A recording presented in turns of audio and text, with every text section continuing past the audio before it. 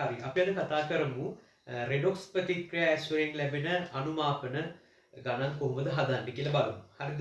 එතකොට මුලින්ම ඕගොල්ලන්ට මේ රෙඩොක්ස් ප්‍රතික්‍රියා තුලිත කිරීමේ දැනුම තියෙන්න ඕනේ. එකවරට කලින් වීඩියෝ එක බැලුවා නම් මම ක්‍රම තුනක් යටතේ රෙඩොක්ස් ප්‍රතික්‍රියා තුලිත කිරීම ගැන කියලා දීලා තියෙනවා.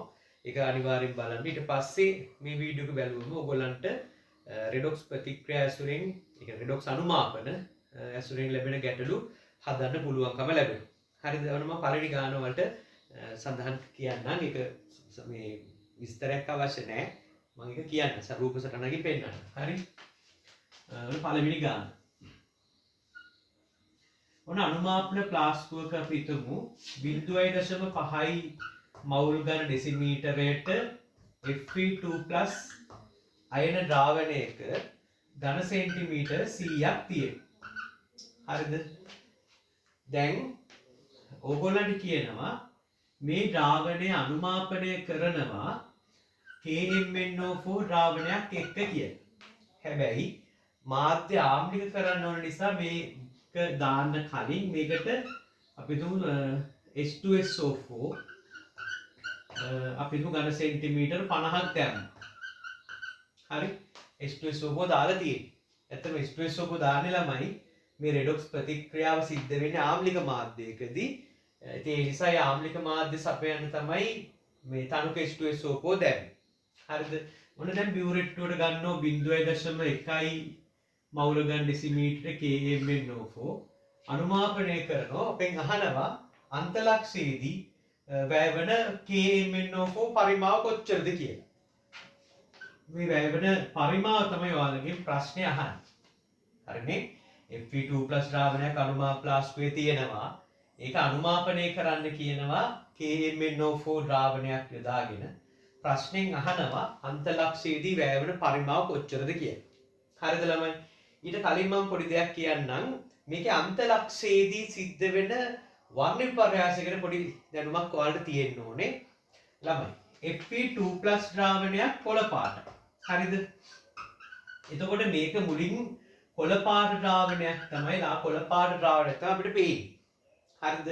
ඊට පස්සේ KMnO4 වැටෙනට පස්සේ ළමයි අපි KMnO4 ගේ තියෙන K කෑල්ල අයින් කරමු. K+. හරිද? එතකොට මොකක්ද වෙන්නේ? MnO4-. K ධන අයින් කරේ.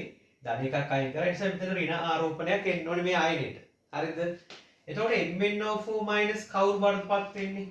Mn2+ බවට පත් වෙනවා. ඒක අපි කටපාඩම් කරගන්න ඕන දෙයක්.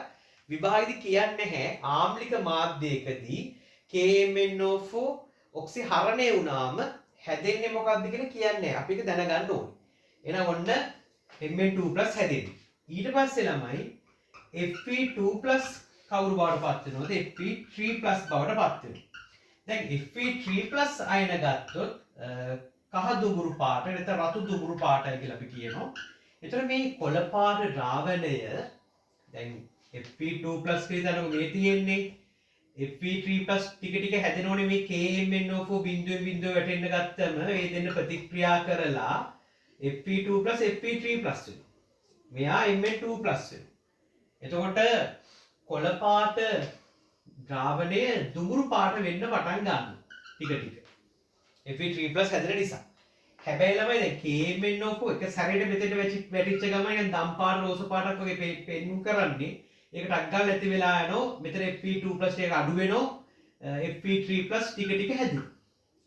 එතකොට KMnO4 ගේ වර්ණ විපර්යාසය වෙන්නේ දම් අවර්ණ වීම. ඒ නිසා Mn2+ ගේ මෙතන වර්ණයක් ලැබෙන්නේ නැහැ මේ මොහොතේදී. ආම්ලික මාධ්‍යක ඉන්න නිසා. එතකොට Fe3+ ගේ පාට තමයි පේන්නේ. කොළ පාටයි දුඹුරු පාටයි කවලම් වෙච්ච එකක් තමයි මුලින් තියෙන්නේ. ටික ටික කොළ පාට අඩු වෙවි ගිහිල්ලා ළමයි එක්තරා මොහොතක මොකද වෙන්නේ? Fe2+ ඔක්කොම ඉවර වෙච්ච ගමන් චූටි KMnO4 බිඳුවක් වැටෙනවා. පැහැදිලිද? Fe2+ ඉවර වෙච්ච ගමන් චූටි KMnO4 බිඳුවක් වැටෙනවා. එතකොටම ළමයි මේ බිඳුව නිසා ද්‍රාවණය රෝස පාටට පේන්න පටන් ගන්නවා. තද දම් පාට පේන්නේ නැහැ ළමයි. මොකද චූටි සාන්ද්‍රණයක් තියෙන්නේ. පොඩි බිඳුවක් නේ වැටුනේ. ඒ නිසා වතුර වැඩිනේ. ඒ නිසා තනුක වෙලා තියෙන්නේ. තද දම් පාටක් පේන්නේ නැහැ. රෝස පාටක් වගේ පේනවා. ඒ නිසා මේක අන්තලක්ෂය ලැබෙන්නේ ඒතර කොළ පාට රෝස පාට වගේ වෙනකන් තමයි අපි මේ අනුමාපනය කරන්නේ. හැබැයි දම් පාට වෙනකම් ඉන්න එපා. ඇයි ඒ? දම් පාට උනායි කියන්නේ අපි මෙතන KMNO4 වැඩිපුර දාලා.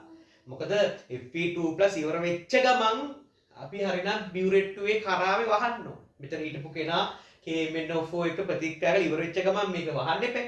හැබැයි චූටි බිඳුවක් අනිවාර්යෙන් වැඩිපුර වැටෙනවා. හරිද ළමයි? එතකොට ගොඩාක් දාන්න එපා කියලා මේ කිව්වේ දම් පාට උණයි කියලා කියන්නේ ගොඩක් KMNO4 වැටිලා. ඒ නිසා රෝස පාට වගේ එන තුරු තමයි අපි අනුමාපනය කරන්නේ. මොන මගේ වර්ණ විපර්යාසය ගැන පොඩි සඳහන් කිරීමක් කරේ. හරිද ළමයි?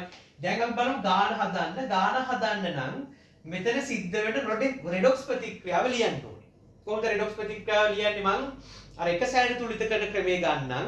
මෙතන ළමයි ඔක්සිකරණ අංක ලියමු. 4 ඍණ 8යි. ඔක්සිජන් ඍණ 2යි ඔක්සිකරණ අංකේ. 4 ඍණ 8යි. ඍණ 8ට කීයක් එකතු කරාමද ඍණ එකක් එන්නේ? ඍණ 8ට ධන 7ක් එකතු කරාම තමයි ඍණ එකක් එන්නේ. ඒ නිසා මෙතන ඔක්සිකරණ අංකේ ධන 7යි. ඊළඟට මෙතන Mn2+ ගේ ඔක්සිකරණ අංකේ ධන 2යි. මෙතන Fe2+ ධන 2යි. මෙතන ධන 3යි. දැන් බලන්නකො 7 2ක් වෙනවා කියලා කියන්නේ කීයක අඩුවීමක්ද? 5ක අඩුවීමක්. ඒ අඩුවීමයි වැඩිවීමයි හොයා ගන්න ඕනේ ළමයි. හරිද? 2 3ක් වෙනවා කියලා කියන්නේ කීයක වැඩිවීමක්ද? 1ක වැඩිවීමක්. එතන 1යි 5යි සමාන කරන්න මේක ගුණ කරන්න ඕනේ 5යි. එහෙනම් මේ ප්‍රතික්‍රියාවින් දෙන්නම 5න් ගුණ කරන්න. 5යි මෙතෙන්ට 5යි. හරි. දැන් ස්ටොයිකියුමිති නම් හරි. 1ට 5යි. නමුත් අපි ඊළඟට ඔක්සිජන් තුලිත කරන්න ජලය දානවා. ඔක්සිජන් 4ක් නිසා ජල අණු 4ක් දානවා. H8ක් නිසා H+8ක් දාන්න. ඔන්න රෙඩොක්ස් ප්‍රතික්‍රියාව ලිව්වලම. හරිනේ. එහෙනම් ඒ දැනුම ඔයාලට තියෙන්න ඕනේ කලින් වීඩියෝ එක බලුවනම්. දැන් මම කියලා දෙන්නම් ගාන හදන හැටි. ඉස්සෙල්ලා ඕගොල්ලන්ට මේ ප්‍රභේද දෙකෙන් ළඟ H2SO4 ට බය වෙන්න එපා. ඒක දාන්න මෙන්න මේ H+ සපයන්න. හොඳේ. ආම්ලික මාධ්‍ය සපයන්න. එයාට වැය වෙනවා. එතකොට KMNO4 සහ Fe2+ ගැන පොඩ්ඩක් හිතන්න. මොකද මෙතන H2SO4 අනිවාර්යෙන් ගානේ වැඩිපුර කතාව කියන්නේ මෙතන ප්‍රතික්‍රියාවෙන් පස්සේ H2SO4 ඉතිරි වෙනවා. ඒ නිසා H2SO4 කින් බලපෑමක් ඇති වෙන්නේ නැහැ. ඒ කියන්නේ මේ දෙන්න අනිවාර්යයෙන්ම ප්‍රතික්‍රියා කරලා ඉවර වෙනවා. කාරණේ වැඩිපුර අනිවාර්යෙන් H2SO4 දාන්නත් ඕනේ කොහොමද? එතකොට දැන් ඉස්සෙල්ලම හොයමු Fe2+ ගේ මවුල ගාන. Fe2+ මවුල ගාන හෙව්වම 1000ක තමයි 0.5ක් තියෙන්නේ. හරිනේ. සාන්ද්‍රණය කියන්නේ මොකද්ද ළමයි? ඝන සෙන්ටිමීටර් 1000ක තියෙන මවුල ගාන. 1000ක තියෙන්නේ 0.5යි. කොච්චර පරිමාවක්ද ගත්තේ? 100ක්. එහෙනම් 100ක කොච්චරද? ඊළඟ අපි මවුල ගාන හොයන. ඒතර එන්නේ 0.5යි මවුල. ඔන්න මේ අනුමාපන ප්ලාස්ටුවේ තියෙන Fe2+ මවුල ගාන හෙව්වා. ඒ මවුල ගාන ළමයි ඔයාලා මෙතනින් ගිහින් ලිව්වයි කියලා හිතන්නකෝ. ඔයාලා ලියපු ප්‍රතික්‍රියාවේ අදාළ ප්‍රභේදය යටින් ලියන්නකෝ. හැබැයි ಗುಣ කරන්න බෙදන්න මුකුත් කරන්න එපා. හොයපු මවුල ඒ විදියටම අදාළ කෙනාගේ යටින් ලියන්න. ඔන්න මම Fe2+ ගෙන හෙව්වේ. ඒක එයාගේ යටින් ලිව්වා. දැන් ඔයාලා ස්ටොයිකියුමිති අනුව ළමයි MnO4- කොච්චර මවුල ගානක් උඩින් වැටෙන්න ඕනද කියලා බලන්න මේ ප්‍රතික්‍රියා සම්පූර්ණ වෙන්න නම්. 5ට 1යිනේ ළමයි. එහෙනම් මේ මවුල ගාන 5න් බෙදලා 1න් ගුණ කරන්න. එහෙම තමයි මේ MnO4- ගේ මවුල ගාන හොයන්නේ වැය වෙන නැත්නම් අවශ්‍ය MnO4- මවුල ගාන හොයන්නේ මේ මවුල ගාන 5න් බෙදලා මෙතන තියෙන ස්ටොයිකියුමිති අංකෙන් ගුණ කරන්න ඕන. පැහැදිලිද? එහෙනම් අපි හොයමු අවශ්‍ය KMnO4 මවුල ගාන 0.05 බෙදන්න ඕනේ 5න්. ඉතින් ගුණ කරන්න එකකින් ගුණ කරන්න දෙයක් නැහැ. 0.01යි මවුල. හරිද? ඔය තමයි අවශ්‍ය KMnO4 මවුල ගාන. ළමයි අපි හිතමු උඩින් මේ v පරිමාවක් මේකට දාලානේ. v පරිමාවක් දැම්මේ මොකටද? මේ Fe2+ KMnO4 එක ප්‍රතික්‍රියා කරනවා. එහෙනම් මේ v පරිමාව ඇතුලේ මේ අවශ්‍ය KMnO4 මවුල ගාන තියෙන්න ඕනේ නේද? කොහොමද මේ v පරිමාව ඇතුලේ තියෙන මවුල ගාන හොයන්නේ? එයාගේ සාන්ද්‍රණය 0.1යි ළමයි. ඒකෙන් කියන්නේ මොකද්ද? 1000ක තමයි 0.1ක් තියෙන්නේ. එහෙනම් ගුණ කිරීම v. මෙන්න v පරිමාවක තියෙන මවුල ගාන හොයන හැටි.